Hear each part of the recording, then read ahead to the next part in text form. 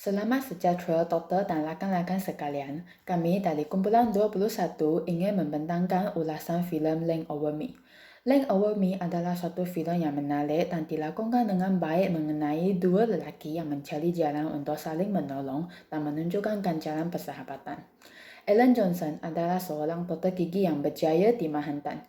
Dia dan isterinya mempunyai dua orang anak perempuan dan hidup dengan mewah di sebuah bangsa pulih. Walaupun begitu, dia tidak menikmati kehidupannya yang sejahtera. Suatu hari dalam perjalanan, dia bertemu dengan Charlie Feynman, rakan sebidangnya sewaktu belajar di college. Ellen mengetahui bahawa isteri dan anak-anak Charlie telah mati di sebuah pesawat yang terhempas ke menara pada 11 September 2001. Dia mendapati bahawa bekas doktor gigi yang kuat ini telah mundur diri dari dunia sehingga dia tidak perlu mengingati perkara yang tidak menyenangkan. Saya akan menerangkan tentang jenis kecelakaan psikologi yang digambarkan di dalam filem Reign Over Me. Antara jenis kecelakaan psikologi yang digambarkan dalam filem ini ialah PTSD, iaitu Post Traumatic Stress Disorder. PTSD ialah gangguan mental yang terjadi akibat daripada seseorang tersebut mengalami atau menyaksikan sendiri peristiwa yang menakutkan dan bahaya. Sebagai contoh, peristiwa bencana alam, peperangan, serangan seksual dan juga kematian orang tersayang. Bagi penyakit PTSD ini, diagnosis yang dilakukan oleh doktor ialah doktor akan melakukan pemeriksaan fizikal bagi mengetahui masalah kesihatan yang dialami oleh pesakit yang menyebabkan gejala-gejala PTSD ini boleh muncul. Selanjutnya, doktor akan melaksanakan penilaian psikologi di mana merangkumi segala perbincangan tentang tanda-tanda, gejala dan juga peristiwa yang dialami oleh pesakit itu sendiri. Terdapat 4 kategori simptom bagi seseorang yang mengidap PTSD, iaitu intrusion, selain itu avoidance, selanjutnya alteration in cognition and mood, akhir sekali alteration in arousal and reactivity. Antara rawatan yang digunakan bagi merawat penyakit PTSD ini ialah terbagi kepada dua, iaitu psikoterapi dan ubat. Bagi psikoterapi, terdapat 3 terapi, iaitu terapi kognitif, terapi pendedahan dan terapi desensitisasi dan pemprosesan semula pergerakan mata, iaitu EMDR. Manakala ubat terbagi kepada 3 juga, iaitu ubat prazosin, ubat anti-anxiety dan ubat antidepresan. Walau bagaimanapun, doktor akan memberikan terapi dan ubat mengikut tahap PTSD yang dialami oleh pesakit itu sendiri. Saya akan membentangkan tentang soalan B. Untuk soalan pertama bagi bahagian B ialah bagaimana kehidupan dengan adanya kecelakaan psikologi ini. Charlie Feynman pernah menjadi seorang doktor gigi yang berjaya dan mempunyai keluarga yang sangat bahagia. Namun apabila dia telah kehilangan keluarganya, dia mula menunjukkan sistem PTSD. Charlie mula mengasingkan diri daripada masyarakat, malah hidup dalam dunianya sendiri sahaja. Dia menjadi seorang yang kurang bersosial kerana baginya masyarakat cuma akan mengingatkannya akan penderitaannya yang lalu. Untuk soalan kedua ialah apakah kesan kecelakaan psikologi tersebut terhadap diri dan orang lain dalam hidupnya.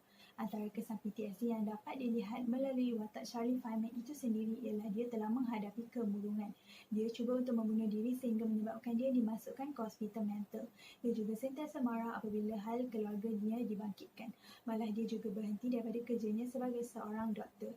Charlie Feynman juga telah menjauhkan dirinya daripada ibu bapa isterinya, malah orang sekeliling. Untuk soalan terakhir bagi bahagian B ialah nyatakan apakah faktor yang menyebabkan berlakunya kecelakaan psikologi dalam watak filem tersebut. Watak utama dalam filem ini iaitu Charlie Feynman telah menghidapi PTSD kerana dia kehilangan keluarganya dalam nahas kapal terbang. Sejak dari itu, Charlie mula menunjukkan simptom menderita PTSD kerana dia mengalami kesukaran untuk menyelesaikan diri setelah kejadian mengerikan itu.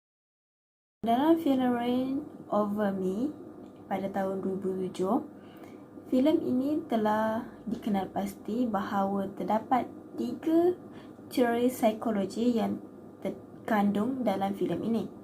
Antara teori yang telah dikenal pasti adalah teori kognitif, iaitu teori yang memfokuskan dalaman, sebagai contoh motivasi, membuat keputusan, berfikir, menyelesaikan masalah dan juga perhatian. Seterusnya adalah teori kepribadian, iaitu teori psikologi sosial yang dapat melihat pola pemikiran, perasaan dan tingkah laku seseorang. Teori ini juga terdiri daripada beberapa teori kepribadian yang lain seperti 5 besar kepribadian dan teori perkembangan psikososial. Yang terakhir adalah teori psikologi sosial, iaitu teori yang menumpukan sesuatu dalam membantu memahami tingkah laku seseorang itu. Teori ini juga dipengaruhi dan berpunca daripada fenomena, pengaruh sosial, tingkah laku prososial, cinta dan sebagainya. Saya akan membentangkan tentang jenis personaliti. Maksud personaliti membawa maksud unik atau secara relatifnya pola yang konsisten dalam pemikiran, perasaan dan tindakan. Personaliti juga merupakan satu corak atau pola dalam diri individu yang melibatkan tingkah laku kelihatan dan tidak kelihatan. Selain itu, personaliti berbeza antara satu sama lain, mungkin disebabkan oleh pewarisan atau faktor persekitaran.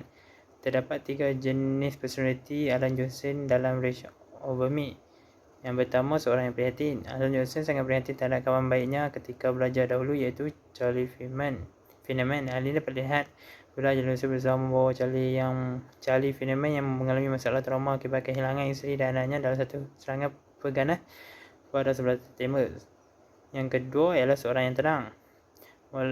Donna Roma menggoda Alan Johnson untuk melakukan seks oral bersamanya dan Alan Johnson merasa tidak selesa dan meminta Donna Roma keluar daripada bilik fikirnya. Pihak atasan menyuruh Alan Johnson bertanggungjawab, namun Alan Johnson bersikap tenang dengan bersetuju menjauhi Donna Roma dan menyelesaikan masalah tersebut dengan baik. Yang ketiga dan akhir sekali untuk jenis personaliti Alan Johnson ialah seorang yang tidak ikut atau mengakui kesilapan. Alan Johnson meminta maaf terhadap isterinya kerana melakukan kesilapan, kerana sebelum ini dia banyak membelakangkan isterinya dan lebih rapat dengan kawan baiknya, iaitu Charlie Feynman.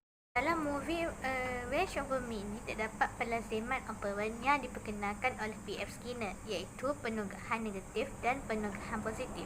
Penugahan negatif berlaku pada babak Charlie Feynman dinasihati oleh ahli terapinya untuk lebih terbuka dalam menceritakan traumanya kepada orang yang terdekat. Ini menyedihkan Charlie Feynman, lalu dia menceritakan traumanya kepada kawan baiknya, iaitu Alan Johnson. Ini menunjukkan bahawa adanya rangsangan daripada ahli terapi yang menyebabkan dia bertindak sedemikian. Penugahan positif pula berlaku apabila Alan Johnson mendapat sokongan daripada Charlie Feynman untuk mengungkapkan apa yang dia rasakan kepada rakan sekerjanya di klinik pergigian, dan setelah itu dia mendapat pujian daripada Charlie Feynman atas tindakannya itu. Ini menunjukkan wujudnya penugahan positif dalam babak ini. Sekarang saya akan membentangkan berkaitan motivasi intrinsik dan motivasi ekstrinsik. Motivasi intrinsik ni adalah tindakan dalaman yang dilakukan oleh seseorang tanpa paksaan daripada pihak luar.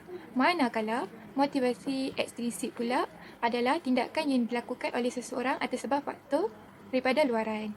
Okey, berdasarkan filem ini dapat kita lihat motivasi intrinsik pada watak Alan Johnson yang mana beliau ikhlas untuk menolong rakannya yang mengalami kemurungan untuk kembali pulih.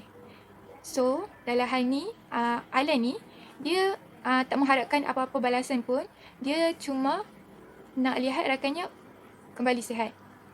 Selain itu, untuk motivasi ekstrinsik pula, kita dapat lihat pada watak Alan juga, iaitu di mana walaupun beliau mempunyai kehidupan yang baik, tetapi beliau tidak merasa gembira kerana tindakan yang kerja keras yang dia lakukan hanyalah untuk mendapat ganjaran kewangan dan kehidupan yang mewah untuk keluarganya.